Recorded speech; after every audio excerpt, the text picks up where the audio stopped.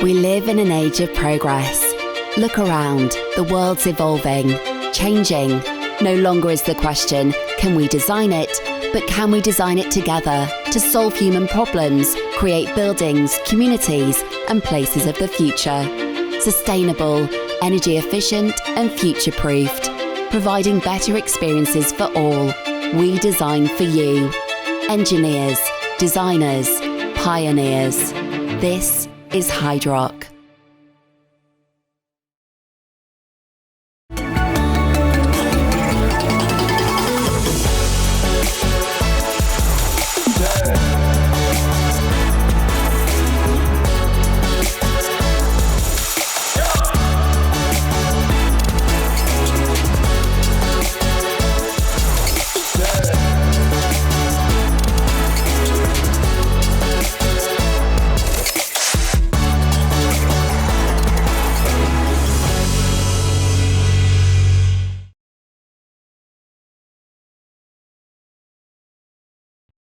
Hello there, my name's Martin Ellaby and I'm the Secretary of the Manchester branch of the Forum for the Built Environment. I'm delighted you can all join us today. As you all know, I'm going to be joined by Louise Wyman, Strategic Director of Growth and Development at Manchester City Council. Before we jump into the conversation, just for some of you folks who are maybe not so familiar with the FBE, just to let you know that we exist as a voluntary group and we want to share knowledge, stories and understanding of the built environment amongst our fellow professionals. We're all volunteers and we do this because, as I say, we want to try and make the built environment a more open and inclusive place and sharing ideas. We do this not for profit. And so I'm delighted that today Louise has agreed to join us. Louise and I met a few years ago when I was involved in the redevelopment of the Welsh Streets. And Louise seemed to really get what it was we were doing there in terms of transforming an entire neighbourhood. Now, Louise, absolutely delighted you can join us today.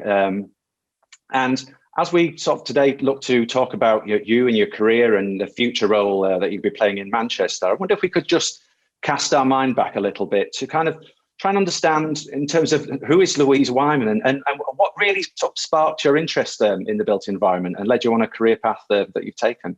I think it's probably multiple things, isn't it, that come together to help you shape a career. But certainly a very early influence for me was my grandfather, who was practicing in Liverpool when I was born. So I was born in Liverpool and he was the, what was called in those days, the city medical officer of health. So essentially the doctor for Liverpool. I've thought about him a lot recently, actually, as we faced this pandemic, and he did a huge amount around environmental health. In the 50s and 60s when he was very active in Liverpool. I was born late 60s. He helped after the war bring in Clean Air Acts. He helped with immunisation programmes. So a lot of conversations at home were around health and cities. And initially I thought I would do medicine, but actually the more conversations I had with family members, my two brothers, one brother's an architect, another brother works in publishing. I've got a sister who's sort of trained as an architect now teaches, but I think there were a lot of family conversations that led towards that kind of built environment career that I've built.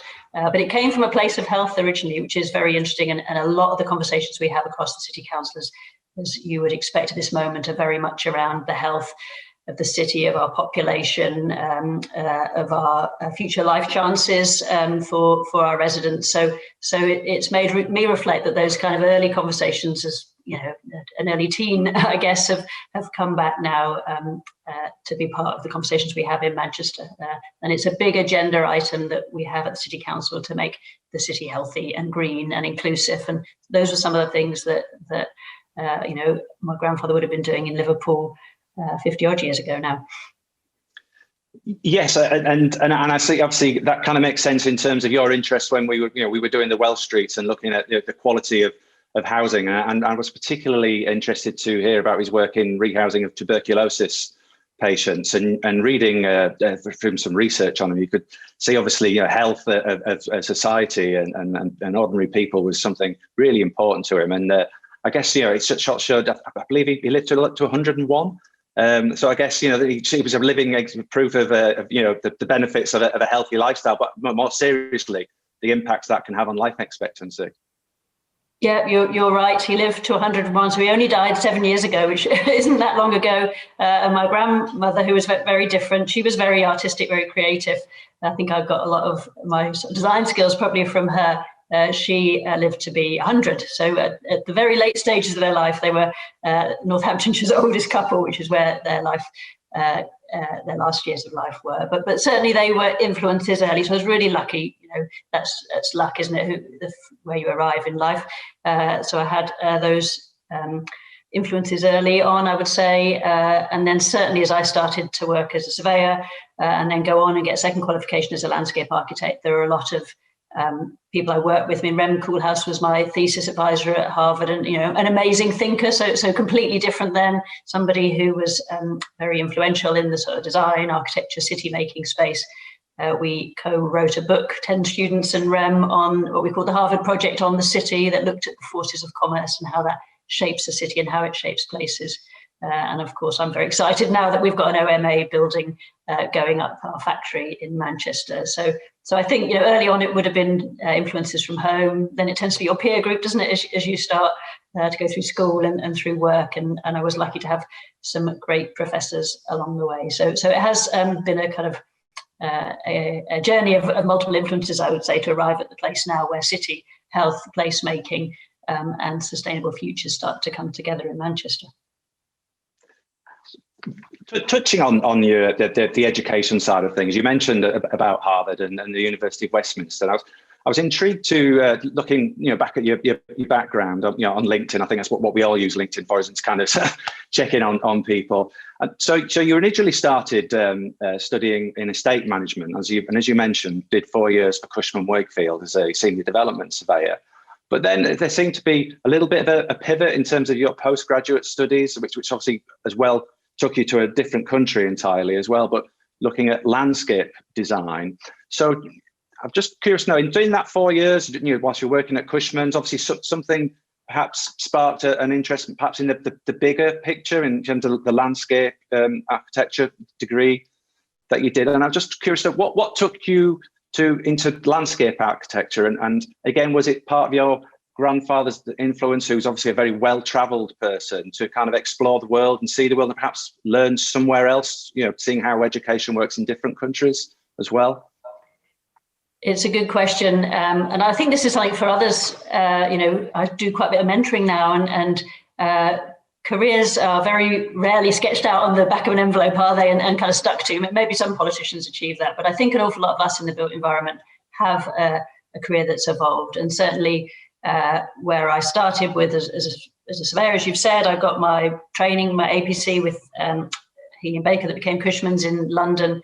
That was in the early 90s. I did have a bit of a travel bug, or that sort of, restlessness, I suppose, to see other places. And around that time, the Eastern European countries were opening up. There was an opportunity. Cushman's opened an office in Prague. So I went as the only qualified surveyor actually in the Prague office for a couple of years. So I had to stamp the valuations and, go out on site with the English developers, with the translator and so on. So I suddenly stepped out of a more traditional surveying role, I would say, in London, into a much more kind of what we would call regeneration. It was about the kind of renewal of cities like Prague. I worked in Budapest, Prague, and a bit in Warsaw as well, where Cushman's had offices in those days. And that's really what opened my eyes to, there's a bit more to this than surveying, there's a bit more to it than valuing, or in doing lease renewals, or in finding people to buy buildings that we might have been marketing. Then I started to sort of open my eyes to the world of master planning. I did a lot of work with Arup. Our main project that I worked on was to bring forward a technology park, a bit like a science park that you might find in Oxford or Cambridge. But we did it was called Czech Technology Park in a city in the city of Brno, and that was a partnership with Bovis. Arup were the master planners. And then suddenly I saw for the first time that there were landscape architects in the world, that you could work at the scale of a master planner, and that completely caught my imagination. And so I spent the 2 years that I was working in Prague kind of hunting around for opportunities to get into master planning and to landscape architecture, and I applied for a scholarship to Harvard around that time, and I was just, again, a bit of good fortune, applied and got a scholarship that took me to Harvard in the mid-90s. And then I got a kind of suite of skills, I guess, that were more design related. That's when my real interest in cities developed, in how do you make and create public space, how do you fund it, how do you do long-term visions and plans, and so on. So I could then bring my commercial expertise and background as a surveyor together with more of a planning, design, landscape skill set. So it was a pivotal moment, certainly. And I didn't really know about landscape architecture when I was at school. It was as simple as that. It wasn't even a profession I'd explored earlier in my career. So some of these things emerge later, don't they? No, it's very true. I mean, I never knew that. I used to be an urban designer for years, and I was never aware of these kinds of jobs. When I was a kid at school, I'm sure it's all a lot different now. But I was quite interested I want to just try and touch on the point, because as I say, I think it's quite clear almost straight away that that you've got a very sort of keen interest in the bigger shape of things, the bigger picture, the city, the role, and how all the changes that we make in cities impact on people and place. And I noticed that, after you graduated at Harvard, that then took you, I guess, to the other coast of America, working in San Francisco, which must have been, really interesting at that time in particular. But following that, I see, a large number of your roles have been largely working for some of the public institutions, whether that's Homes England, Ebbsfleet Development Corporation, the Combined Authority. And again, as to the conversation, talking about your grandfather and the influence he had on you in that respect, and that sort of public service, is that something that was important to you? Because I know most of your career has been sort of spent working in public institutions, and I kind of also asked that as an urban designer who's often thought perhaps working on the public side is the best way to really shape place when you're interested in the big picture. Because I guess working in private practice, you only can exert as much influence as the clients that you work with, I guess. So is that something, as say, that ability to make place and to try and shape things, something that really appeals to you on the public side of things? You're absolutely right. So I worked for 2 and a bit years in San Francisco as a sort of a senior landscape architect, project manager. And I'd always worked in private practice at that time. I hadn't really given much thought to sort of public service. But in the US, and certainly in San Francisco is not unlike Manchester, a very progressive city, very incredibly multicultural, that real gateway between Asia and America, and very countercultural, as we all know. So it was a great time to be there, and the whole Silicon Valley kind of energy was starting to come into the city, and it was changing quickly. But I saw then that the city authorities had real influence, and they were actually the custodians of the city. So although developers would say we want to put up a series of blocks, or designers would come in with solutions for how we accessed the Embarcadero, for example, the kind of waterfront that you have across to Alcatraz in the center of San Francisco. Lots of schemes would come in and we'd work on, but it was actually the city authority that kind of held those complex and often competing projects. It was the kind of holder of those opportunities. So that started to be something I was very aware of. And so when I came back to the UK, it was actually English Partnerships that I first worked for. So that's the first public body I worked for. I had a regeneration planning and design and surveying skill set. So I was, I guess, fairly useful to English Partnerships, but it felt like a good landing actually to suddenly be in that public role, to be convening development. In that case, it was a development agency. English Partnerships was a regeneration agency, which later, as we all know, went into what became the HCA, led by Bob Kerslake, and then went on to be Homes England, led by Nick Walkley. So that kind of skill set helped me navigate some of those public organisations, and I feel it takes me back to that kind of first set of influences in my, even pre-teens, watching a grandfather who was a public servant who often went out late to resolve stuff down at the dock, and came back with amazing stories, who could walk into a restaurant and get a free meal because of the stuff he was doing to support businesses, to ensure that they had safe operating environments and so on. And so I saw an individual who was very much part of the city, I guess, and saw opportunities that I wanted to be a public servant as well. Well, looking back on all of that, I can see why, the position here that you've taken recently at Manchester seems like a perfect fit in terms of your skill sets. And we'll go on to that position, because it's I think that's it's clearly one of the reasons why a lot of our audience are here, to understand what it is that you're going to be doing over the next few years here at Manchester. But just before we jump into that, and again, just to kind of maybe keep the things a little bit more lighthearted, because I'm conscious you're only sort of 8 months into role and you've been working during a COVID pandemic. But again, just getting to know you. I mean, in terms of a favourite building, a favourite place, is there anything that that sticks out for Louise Wyman? The things that inspire you in terms of that sense? Oh, it's always such a hard question, this one. It's like picking a favourite friend or book or something, isn't it? How do you narrow it down? But one building that struck me, and I think sometimes buildings have an impact on you, don't they? A great building will have a kind of different experience when you're in that space, and the spatial dimension, I think, is the real thing that buildings handle. For me, I'm always very fascinated by this sort of interplay between inside and outside spaces as well.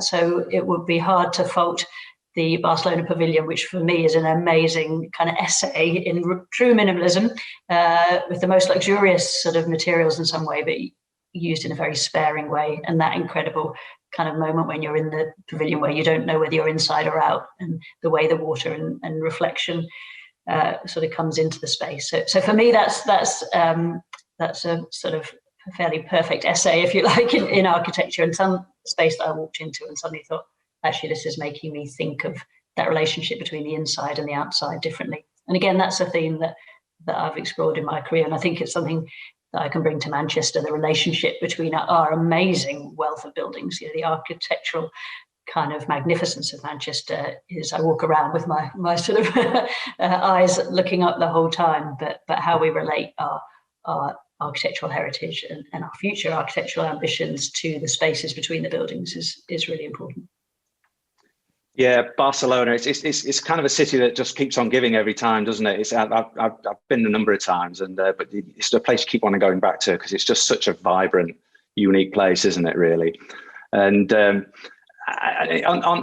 that, so we all visit these places, and we all want to try and bring some of that back and learn lessons. Well, and you've obviously worked in a number of places, different countries, etc.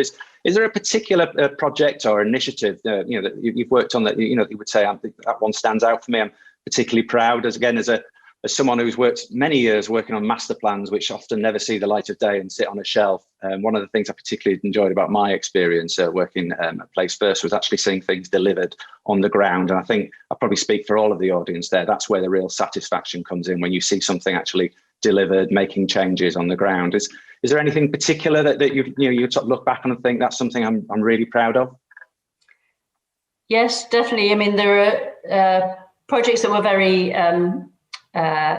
central to my formation, if you like. I did a lot in San Francisco, about a year and a half working on the waterfront restoration. They changed a bunch of kind of highways that were elevated highways that had been damaged during the quake. And by the time the sites were cleared, and there was a whole kind of renewal program to give access to the water, to better connect the city to the water.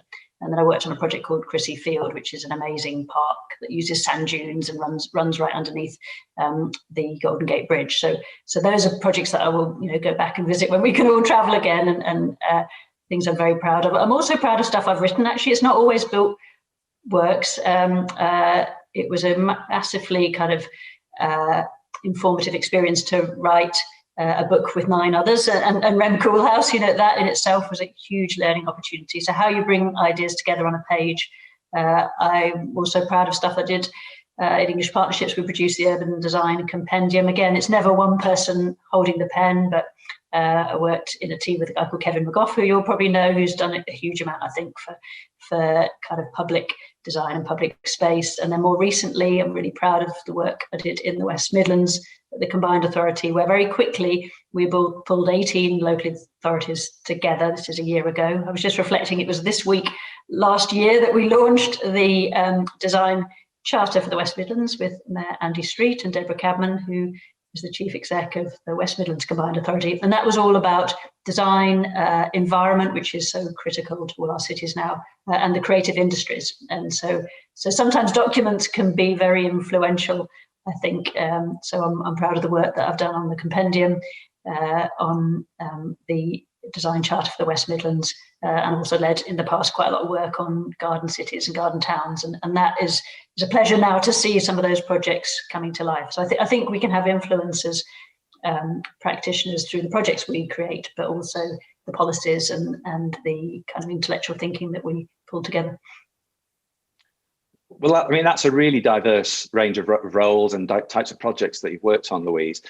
So I guess that's a really good segue to bring us into the position really now here at Manchester. So as the audience knows, you're the strategic director of growth and development here at Manchester City Council. Could you just try and bring to life for the audience what that role entails and what will be sort of your key priorities moving forward, really? Yes, definitely. So my boss is Joanne Rooney, the chief exec, and she has various strategic directors that report into her on health, director of public health, on neighbourhoods. We have a big legal team. We obviously have the finance team and the treasury and all those components that make up the city council, and what we do for children's services as well, absolutely central.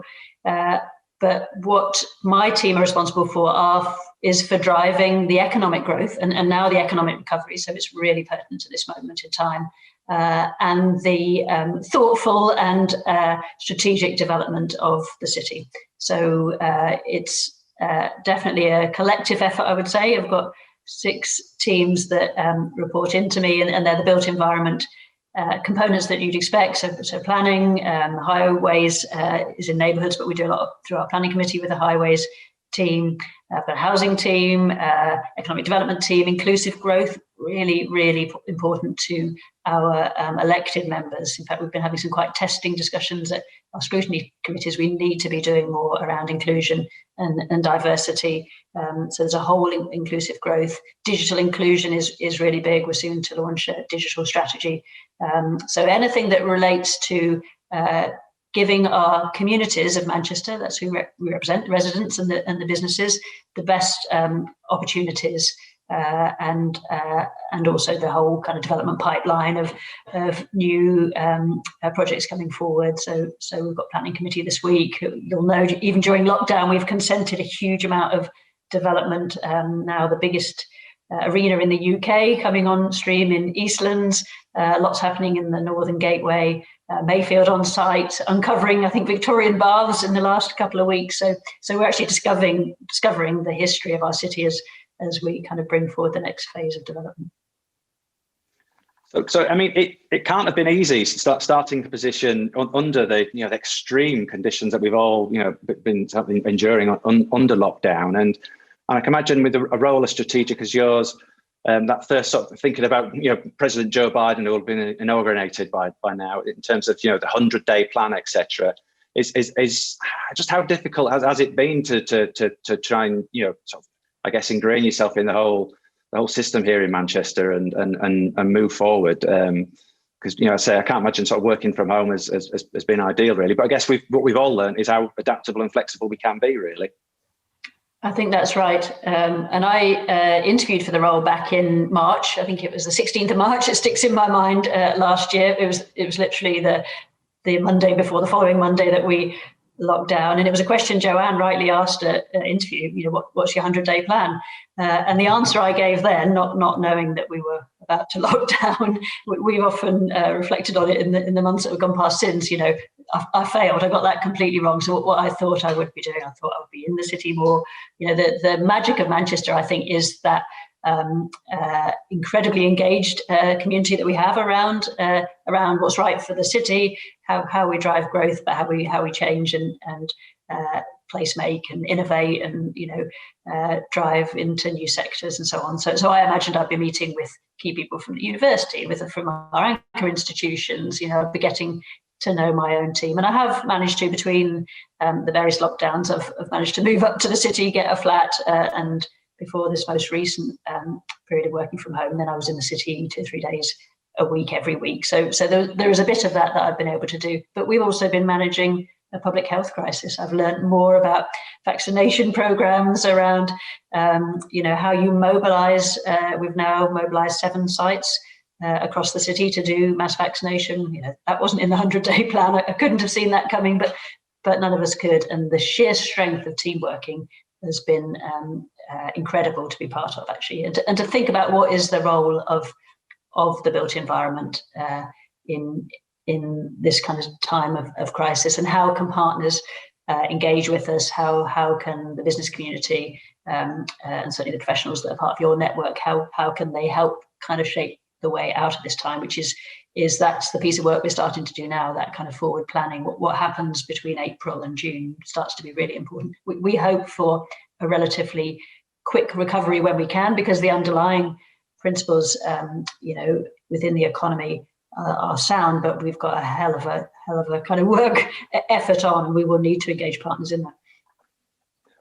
Well, it's interesting because whilst we've touched on the difficulties that COVID has posed for many of us, and I guess it's like any sort of monumental shift, whether it was the 2008 financial crash, COVID, but for me, what it often does is it's one of those times for new thinking to come through, new ideas, because as well as COVID asks some really strong questions about the future, I guess, of cities and things like large floor plate offices, etc. Will we be working from our homes maybe a little bit more, and getting a more of a blended balance? And as we all know, the climate crisis isn't going away at all.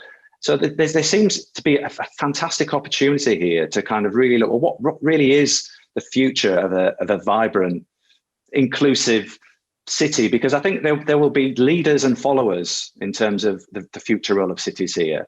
And given that Manchester is the original modern city, and I guess as the old, I guess the questionable comment whether Tony Wilson did say this is Manchester, we do things differently here or not, but Manchester seems really well placed to really take hold of that with its original modern city 1.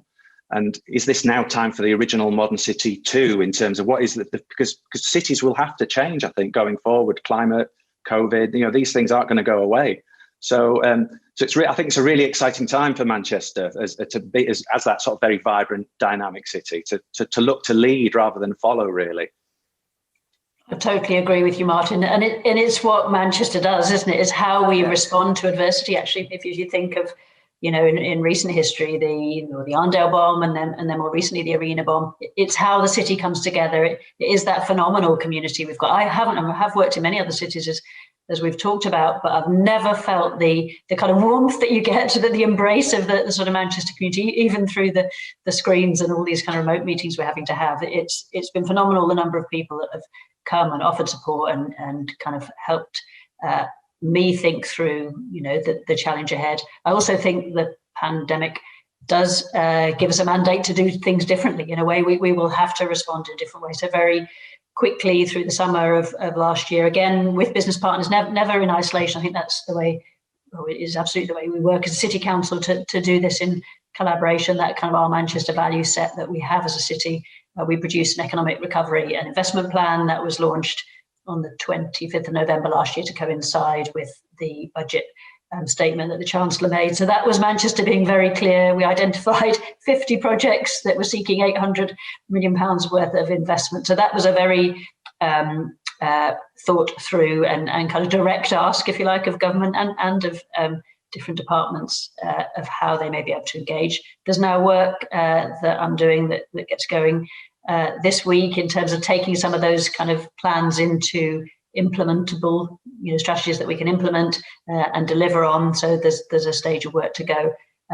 So I think it's really key that we get the economic piece, the investment piece right, and we position ourselves to be that global city that we know we are. But you have to kind of create the right narrative for that. And then I think there's definitely a spatial dimension. So there's one piece is the words and the economics, isn't it? And another piece is, well, what does that look like? And where is that vision? And where's that big city plan? And I suspect as we start to bring forward our local plan, which we now need to do, you will see that begin to emerge as well. So that's something I'm actually looking forward to getting stuck into. And I guess, as we reposition the city for the future, and I guess, as Manchester has brought in lots of investment, and more recently we've kind of seen Salford really starting to catch up, if I guess. I hope that's not too controversial to the audience out there. But I mean, how important do you think I guess it's going to be important that you liaise and communicate quite closely with the Salford team, because obviously the city centre now is very much blurring the boundaries between Manchester and Salford, and that dividing line, I guess, which was always like the Irwell running through the city, is that the expansion of development has gone way beyond that now. So I guess in terms of how do you see that relationship working with Salford? Is that something you've already initiated? Yes, certainly begun those conversations, and you're right, they are. I mean, it's pretty skinny, isn't it? The Irwell at the point. If you think of the crossing by the cathedral there, it's a short distance between the two, and we have lots of discussions. There is a whole suite of GM discussions, and we have a directors of place forum that I'm part of, that the Salford team and all the other members of the other GM place directors are at. So there's a big piece that we do to kind of join up, I would say. I think there's probably more we can do as well. It was the experience I brought from West Midlands Combined Authority that actually there's always the temptation to be competitive, to kind of look after your own geography. But when you start to look at that kind of city region, which is what GMCA helps us do, then there's lots of synergy, and there's lots of businesses that may want to be based in Salford, but actually they're going to be going out in the Manchester facilities. The cultural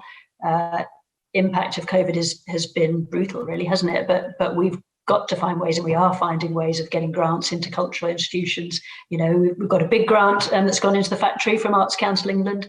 24 million has just gone in there to make sure that the factory does come online. Our facilities, our theatres, our restaurants in Manchester, we know that they're used and enjoyed by residents of Salford as well. And that's how it should be when you've got cities that are so close. So I think there's a lot of complementarity. There's probably more. I think I've got to be honest, there's more we can do in the collaborative space. And there's more of that kind of bigger thinking around, Manchester is the economic engine for the city region, but how do we share our kind of impact with our immediate neighbours? Stockport is, again, the city council we have lots of conversations with. They're so close, aren't they? But when I worked in the US, cities were often a flight apart, whereas we've got these centres of urbanity that are touching each other. And with that question, I guess, of the what's the function of the city, and I have every confidence that both Manchester and Salford would continue to attract investment, and we've got some really amazing skylines going up in the place right now. But I think, again, touching back on more of the social aspects, I think, again, cities are nothing without its citizens and its people. And I guess, again, there's a commonly held argument that the most sustainable and inclusive city is the child-friendly city. I mean, examples of Vancouver and to Barcelona and their super blocks, and I often feel that actually maybe Manchester could do more to be a little bit more inclusive in terms of making it more of a family destination. Again, thinking about retail is dying, and I don't think it'll ever come back to the point that it was. We may not have people working in the city centre in the same ways that we did, and perhaps our cities will take on a slightly different role as we evolve in being about people and about a place of civic and societal exchange, I guess. So what I'm thinking about is older people, younger people, and what the city can do there. I mean, there's amazing things coming forward, things like Mayfield, etc. Is there anything you'd like to expand on that in terms of the making this sure that this city, all the bits that connect the statement buildings, are still incredibly high quality, easy to move around, inclusive? Is there anything on that you'd like to touch on, Louise? Yes, happy to. I think you're spot on as well, because when we talk about inclusive growth, it is about sometimes those communities that might have been harder to engage or harder for us to support. And there's a lot I think we can do around the kind of quality of place, if I use that in its broadest sense. So the ambitions we have always been for high quality design, for great placemaking. But actually, as the city moves into this what I very much hope is a post-COVID phase during this year, and that recovery does spark back up. It's competitive, isn't it? People will be drawn to cities where they have a good experience, where they can raise their kids, where they can get them into a decent school, or their elderly relatives are going to have access to healthcare, and those wider sort of adult services that we look after within the city council. So that's very much in the DNA of the city council, I would say, to think about children. We've got strategic director for children's services. We've got a strategic director for adult services. So they sit alongside me. That's the governance of everything we've talked about in terms of placemaking needs to work for those communities. And I'm hopeful that we can do much more in the connective spaces. That's the thing that struck me as well. I've said this in other interviews. There's so many great kind of set pieces, if you like, across Manchester, but how we connect them all together. I've done quite a bit of walking around, following the River Irwell, looking at what more we can do to give access to our rivers, but also our canals. You're seeing that at Mayfield, where we're opening up the Medlock. And then in the north of the city, a massive project coming on stream with the City River Park that we're doing with FEC that will bring new development to the north of the city, but also a whole linear park following the river corridor, so that people can walk and cycle and rollerblade or whatever they want to do down into the city centre, and do that in a way that is, a quality experience, where there are play areas where you can get kind of active travel, as well as kind of going about your daily life. So there's a huge amount that I want to do around movement, around access to nature. We're bringing other partners on board to help us think through some of that.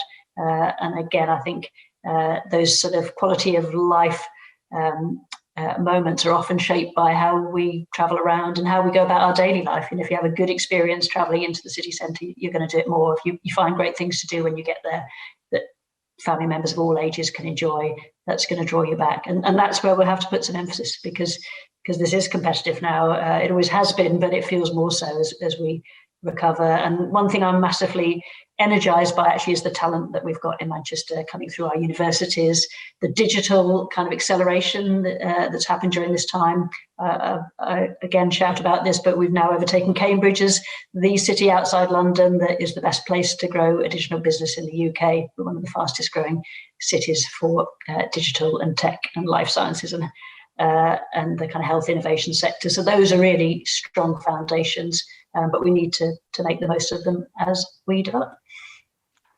Well, I'm sure with having got to sort of know you a little bit better today, Louise, and knowing Joanne as well, both of whom have a very sort of strong social, I guess not conscious is the word, but I have every confidence that that the city, as well as its its buildings and its statement pieces, will become that city that does become that I guess a beacon of civic inclusiveness, really. Now, I'm conscious of the time, and I think we probably need to wrap up first before we move over on to give the audience an opportunity to open up the Q&A. But I mean, you sound like you're chomping at the bit to get going, and I can see why. There's lots of really exciting opportunities coming forward. But obviously, we've got a very captive audience here of developers, contractors, consultants, and I realise obviously you're not too long to position, so I'm not going to go into too much detail. But what sort of big picture message you've got for the audience out there, what they can expect to see coming forward over the next few years, maybe? I'd like to really build the partnerships we have, and it's something I'd love to do with you and your network, actually, Martin, to have some regular sessions where we bring, as a city, we bring some of our ambitions, our proposals, and then ask the development community to help us kind of shape how we address those challenges. So I think we'll be very clear as a city about where our ambitions lie. We've set a lot of those out in the economic recovery and investment plan that I talked about. We'll set out some of the spatial ambitions, and there's big things we can do around the kind of health and inclusion, and definitely the zero carbon agenda. So those are themes that I have for a healthy, greener and more inclusive city. Well, Louise, I have to say I've thoroughly enjoyed our little chat today, and I'm looking forward to getting to know you better. And on behalf, really, of all the team that have helped me today at the FBE, and on behalf of our audience today, thank you for your time. Really appreciate that. We know you're incredibly busy. And it now leaves me really, I guess, to hand over to the question and answers to the floor. So thank you, Louise. Thanks for your time. You're very welcome. Thank you.